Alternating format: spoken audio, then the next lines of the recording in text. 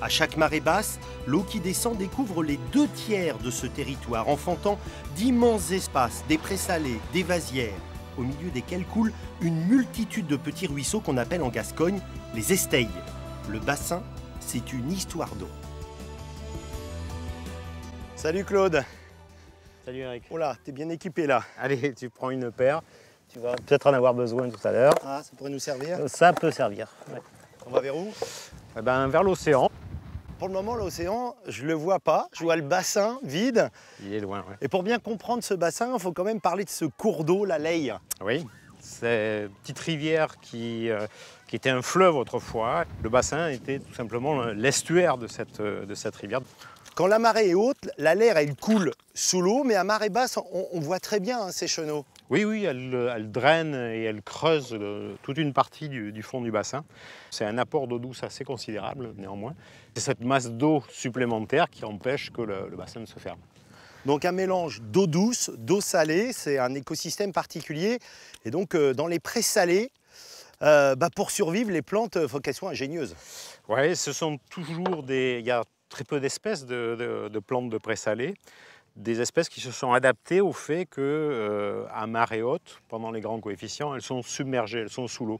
Par exemple, il y a des plantes qui ne respirent, qui bloquent leur respiration quand la marée arrive. En apnée, quoi. En apnée, complètement, tout le temps de la marée haute. Et puis, quand la marée repart, quand l'eau repart, elles se remettent à respirer. Grâce à cette faible salinité et à la qualité de ses eaux, la lagune est depuis toujours une pouponnière naturelle, notamment pour les huîtres. Déjà, du temps des Romains, le poète Ozone célébrait les huîtres du bassin. Il s'agissait de la gravette, une espèce sauvage, aujourd'hui disparue, que durant des siècles on s'est contenté de ramasser, ratisser. Puis sous Napoléon III, grâce à l'invention des techniques permettant de capter les naissins, les bébés huîtres, l'ostréiculture moderne voit le jour. Que l'on soit en promenade ou ostréiculture, les vasières, c'est quand même un milieu plutôt délicat pour se déplacer. Oui, il faut faire très attention quand même, ça peut être très mou, donc d'où l'utilisation de ces petits engins. Alors c'est quoi? Ce sont des patins pour la vase que l'on appelle localement des mastounes. On enfile le pied dedans et puis on serre.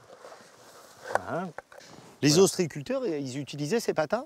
Alors ils utilisaient ça, oui, c'était vraiment l'outil quotidien. Oh, je la perds derrière, dis donc. Je suis pas sûr d'arriver au bout. Hein. Si. Tu lèves toujours par le bout du pied. Voilà. Ça semble être un lieu inerte. On se dit, la vie, elle ne peut pas se développer dans ces vasières. Alors, au contraire, c'est un milieu très très riche, très austère parce que c'est découvert 2 fois par 24 heures. Mais il y a une vie qui se développe, qui est spécifique. Il y a peu d'espèces, mais en très grande quantité. Et si on creuse?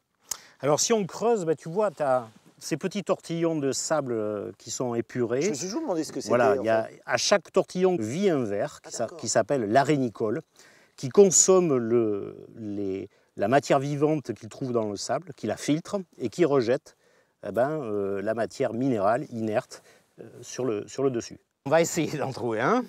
C'est pas toujours évident parce que... Hop, coup de peau, voilà la bête. Oh, dis donc, mais il est mastoc. Alors, on peut avoir des plus gros que celui-là. On peut avoir des plus gros que celui-là. Voilà l'arénicole. Hein, donc, l'entrée est par ici, la sortie est par là. Donc c'est un espèce de système digestif du bassin. Voilà, c'est un truc qui se nourrit de la matière vivante qui est dans le sable superficiel. Chaque petit tortillon sur la vasière que l'on voit et sur des centaines d'hectares, c'est un arénicole qui est là. Donc ça, c'est un mets de choix pour les oiseaux. Les oiseaux, les échassiers en particulier, qui viennent fréquenter ces territoires. Dieu sait que dans le bassin, c'est une zone à oiseaux. Alors c'est une zone à oiseaux à cause de toute cette vie qui se développe sur les vasières. Lorsqu'on est ici, on a quand même des points de vue totalement inédits sur le bassin. Là, je vois les cabanes tchanké, un peu comme un mirage. C'est le coin des amoureux du bassin, le fond? Tu vois, c'est le coin où il faut quand même se la donner. C'est-à-dire qu'on part avec des couleurs et des odeurs à nul autre pareil. Merci Claude, je te laisse, je crois que tu as rendez-vous tout au bout là-bas. Voilà, j'ai des oiseaux à voir. Allez, au revoir. Allez, salut.